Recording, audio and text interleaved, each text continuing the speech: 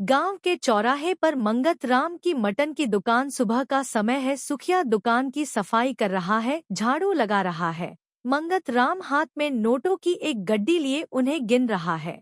9900 आहा पिछले रविवार को पूरे 5000 का शुद्ध मुनाफा हुआ था। लेकिन इतने से क्या होगा, मुझे तो इस गांव का सबसे अमीर आदमी बनना है।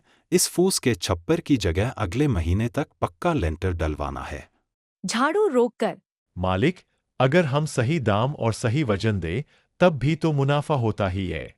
फिर आप हर वक्त और पैसे क्यों करते रहते हैं? ए सुखिया, तू अपनी ये 2 कौड़ी की अक्ल अपने पास रख। सीधे रास्ते से चलने वाले हमेशा पैदल ही चलते हैं, और जो थोड़ा टेढ़ा चलता है वो गाड़ी में घूमता है। जा अंदर से वो बड़ा वाला चुंबक लेकर आ जो कल रात को मैंने छुपाया था। वो चुंबक।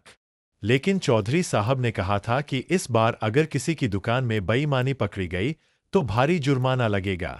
चौधरी की ऐसी की तैसी। वो बूढ़ा अपनी लाठी संभाल ले, वही बहुत है।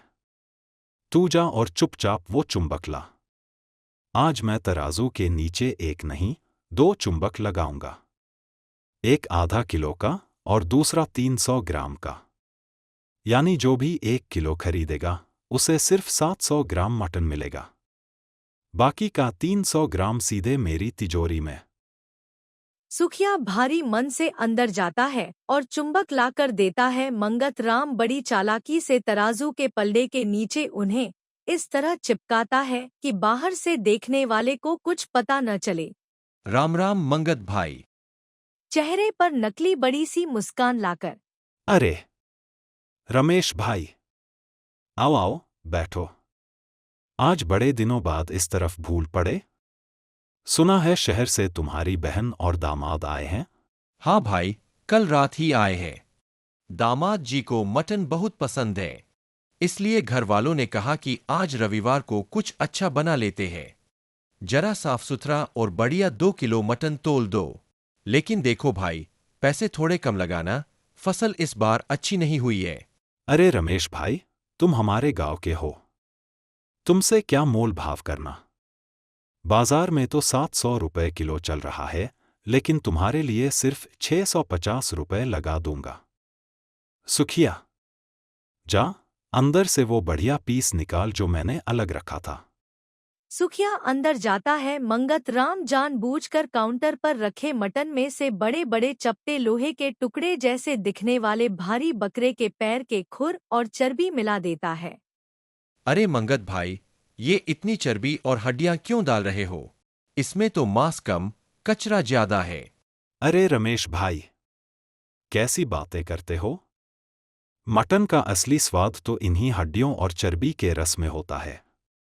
अगर सिर्फ गोश्त खाओगे तो वो तो रबड़ जैसा लगेगा। ये तो मैं तुम्हारे दामाद जी के सम्मान में दे रहा हूं।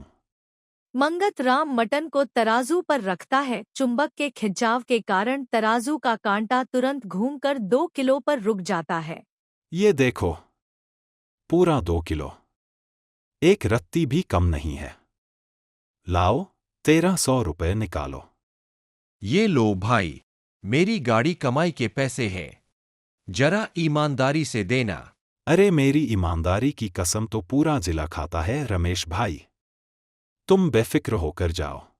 रमेश थैला लेकर चला जाता है। मंगत राम पैसों को चूमकर गले में रखता है। तभी लाठी की ठक ठक आवाज सुनाई देती है। चौधरी धर्मपाल अपने रौबीले अंदाज में आते हैं। उनके साथ एक और गांव वाला है। अरे चौधरी साहब, पालागन, आज सुबह सुबह सूर्य देवता हमारी दुकान पर कैसे उगाए? हुक्म कीजिए सरकार। मंगत, ज्यादा मक्खन मत लगा। आज मेरे पोते का जन्मदिन है। हवेली पर 50 लोग जुटने वाले हैं। मुझे पूरे 10 किलो मटन की जरूरत है। ऐसा माल देना कि महफिल में तारीफ हो। 10 किलो? बाप रे बाप, आज तो लॉटरी लग गई। सामने आकर चौधरी साहब, आप बैठिए। सुखिया, चौधरी साहब के लिए ठंडी लस्सी लेकर आ। मंगत राम मन ही मन हिसाब लगाने लगता है, अगर 10 किलो में से मैंने 2.5 किलो भी मार लिया तो चौधरी को क्या पता चलेगा उनके यहाँ। वैसे भी इतना बड़ा पतीला चढ़ेगा, किसे पता चलेगा कि कितना कम था। चौधरी साहब, आप जरा वहां छाया में बैठिए, मैं अभी खुद अपने हाथों से बेहतरीन पीस काटकर तोलता हूं। ठीक है, पर ध्यान रहे मंगत, मैं गांव का मुखिया हूं। अगर मेरे साथ कोई हेराफेरी हुई तो मैं बर्दाश्त नहीं करूंगा। अरे हुजूर, आप क्या बात करते हैं? आपके नमक से तो मेरा घर चलता है। मंगत राम मटन काटना शुरू करता है। वह चुपके से तराजू के नीचे एक और छोटा लोहे का बाट भी सटा देता है ताकि वजन और ज्यादा भारी दिखे। वह 7 किलो मटन को ही 10 किलो दिखाने की तैयारी कर लेता है। जैसे ही मंगत राम मटन को तराजू पर रखने के लिए उठाता है, अचानक दुकान की बत्तियां हल्की सी टिमटिमाती हैं। या शायद यह सिर्फ मंगत राम का भ्रम है। नेपथ्य से एक भारी गूंजती हुई डरावनी आवाज आती है। मंगत राम, ओ मंगत राम। कौन? कौन? कौन है? सुखिया, तूने कुछ कहा क्या? नहीं तो मालिक, मैं तो लस्सी बना रहा हूं। क्या हुआ मंगत? भूत देख लिया क्या? हाथ क्यों कांप रहे हैं तेरे? माथे का पसीना पोंछते हुए। नहीं, नहीं चौधरी साहब, वो बस जरा चक्कर आ गया था। मंगत, तूने मुझे बेरहमी से काटा, मैंने उफ तक नहीं की क्योंकि वो तेरा धंधा था, लेकिन जो तू इन गरीब इंसानों का हक काट रहा है उसका हिसाब कौन देगा? तेरा यह तराजू तेरी बर्बादी का कुआं बनेगा। चुप हो जाओ, बंद करो यह आवाज, मुझे डराओ मत। ओए मंगत, किससे बात कर रहा है तू? यहां कौन है? तेरा दिमाग तो ठीक है? मंगत राम घबराहट में जल्दी जल्दी मटन तोलने की कोशिश करता है। उसके हाथ इतनी बुरी तरह कांप रहे होते हैं कि जैसे ही वह मटन का बड़ा हिस्सा तराजू पर रखता है, उसका हाथ तराजू के पल्ले से टकरा जाता है। खटाक की आवाज होती है। जोर के झटके के कारण तराजू के नीचे चिपके हुए दोनों भारी चुंबक और लोहे का टुकड़ा छिटककर सीधे चौधरी साहब के पैरों के पास जाकर गिरते हैं। कमरे में सन्नाटा छा जाता है। सुखिया अपनी आंखें बंद कर लेता है। चौधरी साहब नीचे झुकते हैं और अपनी लाठी की नोक से उन चुंबकों को पलट कर देखते हैं। तो ये है तेरी ईमानदारी का राज मंगत राम, ये चुंबक। चौधरी साहब, वो तो तराजू पुराना हो गया था ना, तो उसे सीधा रखने के लिए। बदतमीज, चोर, मुझे बेवकूफ समझता है। सुखिया, इधर आ। चौधरी साहब, मेरा कोई कसूर नहीं है। मालिक हर संडे को ऐसा ही करते हैं। मना करो तो नौकरी से निकालने की धमकी देते हैं। रमेश भाई को भी आज इन्होंने आधा किलो कम दिया है। तभी इत्तेफाक से रमेश भी अपनी शिकायत लेकर वापस दुकान पर आ जाता है, क्योंकि घर पर उसकी पत्नी ने मटन देखकर कहा था कि यह 2 किलो हो ही नहीं सकता। चौधरी साहब, देखिए, मैं भी यही शिकायत लेकर आया हूं। घर पर मेहमानों के सामने मेरी नाक कट गई। यह मटन 2 किलो से बहुत कम है। गांव वालों को बुलाते हुए, ओ रघु, ओ विक्रम, जरा अंदर आओ रे।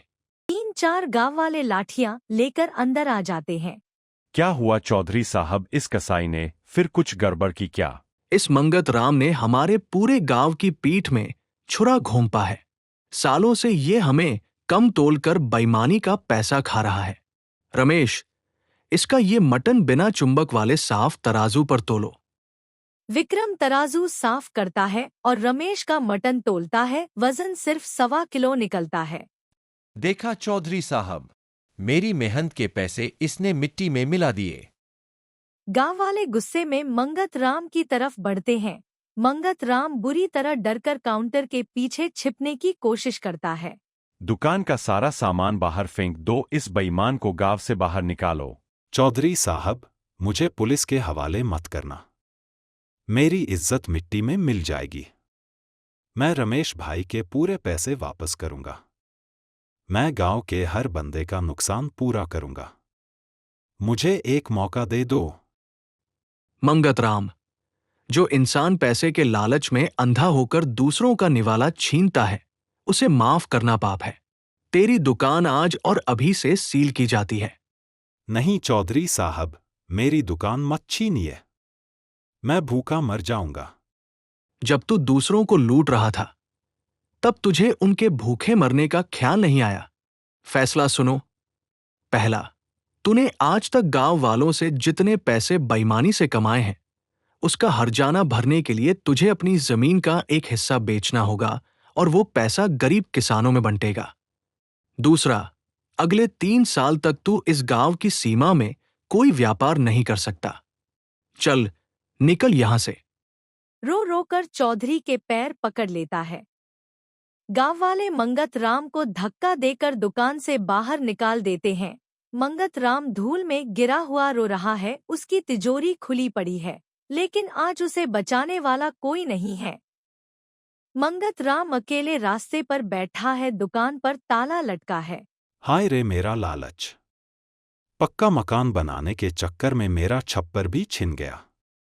बेईमानी के नोट तो आ गए थे, लेकिन आज चैन की एक सांस भी नसीब नहीं है। काश मैंने ईमानदारी का रास्ता चुना होता। सीख। बेईमानी की नींव पर खड़ा किया गया महल एक न एक दिन ढह जाता है। लालच इंसान को अमीर नहीं, बल्कि अंदर से बिल्कुल कंगाल बना देता है। जितना आपके हिस्से का है, उसमें संतोष रखना ही जीवन का सबसे बड़ा धन है।